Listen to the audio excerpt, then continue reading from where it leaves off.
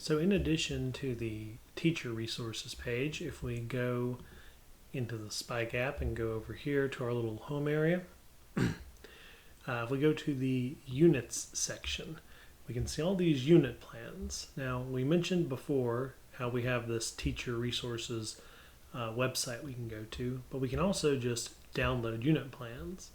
And you can see there's about 6 right here. I'm just going to download this one that says competition ready.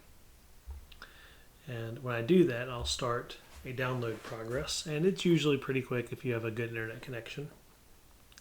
But a few things you can notice, all these here are labeled for grades 6 through 8, so that's kind of the target audience here.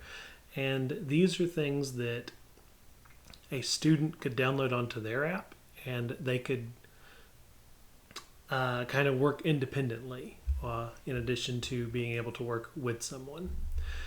So now I only have that one downloaded, and if I wanted to, I could go to settings and go to general, and I could delete all unit plans. I'll talk about when you would want to do that later.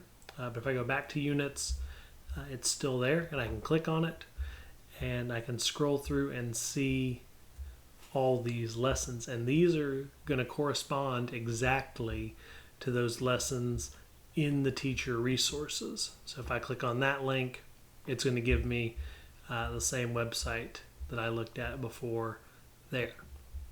And so if I just wanted to start with Training Camp 1, I can click on Start, and it sends me right into the lesson.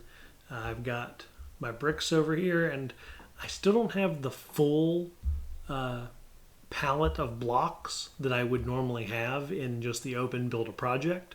So this kind of limits me into what I have to use, which can make it easier when you're getting started. So certainly not as limited as when we're trying to use those sensors in the getting started lessons, but we're still a little bit more restricted so that we're just not frozen with the different bricks available to us to use. And I can close that and go back home, go back to my units, and I can go to a different lesson if I want. For example, we've got the guided mission. That's going to be one that a lot of teams are going to want to do each year. Go to start, and it's going to give me a video here. I can click through, tell me to modify my robot. It'll give me hints, tell me how to set up the field, give me some starter code so I'm ready to go, and I can work from there. So the settings example I mentioned earlier, you go to settings, general, and we can delete all unit plans.